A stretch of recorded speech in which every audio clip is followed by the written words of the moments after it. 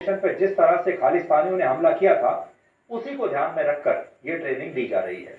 Punjab police दावा कर रही है कि अगर भीड़ लाठी, डंडे और तलवार लेकर हमला कर दे, उनका जो भीड़ से कहने का मतलब है, जैसे जो खालिस्तान के जो कट्टरपंथी हैं, वो अगर हमला कर दें, तो उन्हें रोकने के लिए एक विशेष स्किल की आवश्यकता होती है।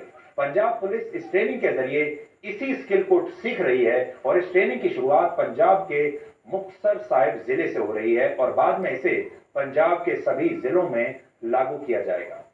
लेकिन आज हमारा सवाल यह है कि इस ट्रेनिंग का असली फायदा तभी होगा जब इन पुलिसकर्मियों को इस ट्रेनिंग का इस्तेमाल करने की अनुमति मिलेगी।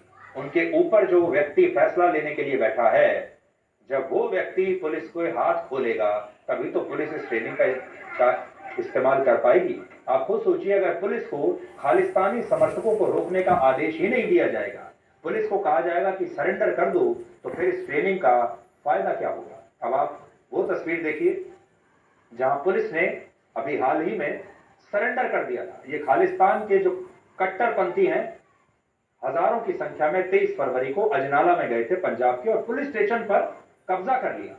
इसलिए पंजाब पुलिस को अब जो ट्रेनिंग दी जा रही है, इसका फायदा तब होगा जब नेतृत्व में इच्छा शक्ति होगी। इसलिए पंजाब में खालिस्तान के बढ़ते प्रभाव को रोकने के लिए सबसे बड़ी जरूरत मजबूत इच्छा शक्ति है, और यह तभी संभव है जब वहां की पॉलिटिकल लीडरशिप मजबूत होगी। आपको याद होगा, जब पंजाब में आतंकवाद अपने चरम पर था, तब केपीएस गिल को वहां पर ले जाया गया था, डीजीपी बनाया गया था, और केपीएस गिल ने जिस तरीके से इच्छा शक्ति दिखाई थी, वही इच्छा शक्ति आज पंजाब पुलिस को उसकी आवश्यकता है।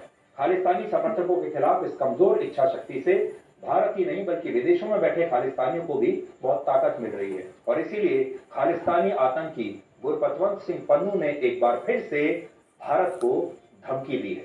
पन्नू ने एक वीडियो जारी किया है जिसमें वो कह रहा है कि जब G20 समिट में शामिल होने के लिए कई देशों से वहां के राष्ट्राध्यक्ष भारत आएंगे, तब सिक्स फॉर जस्टिस के लोग दिल्ली के एयरपोर्ट पर खालिस्तान के झंडे फहराएंगे, जिससे दुनिया को पता चलेगा कि पंजाब भारत का हिस्सा नहीं है और पंजाब भारत से अलग है।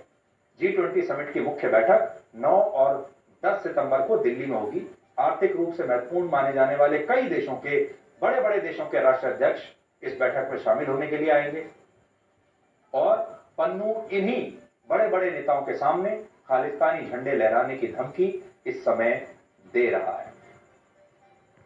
आपको याद होगा, ये वही संगठन है जिसने किसान आंदोलन के समय भी भारत में अस्थिरता फैलाने की कोशिश की थी। उस समय इन्होंने लाल किले पर धावा बोला था। तो आज के लिए ब्लैक एंड व्हाइट में इतना ही। अब आपसे हमारी अगली मुलाकात होगी कल रात 9 बजे। तब तक आप खुश रहिए, सुरक्षित रहिए, स्वस्थ रहिए।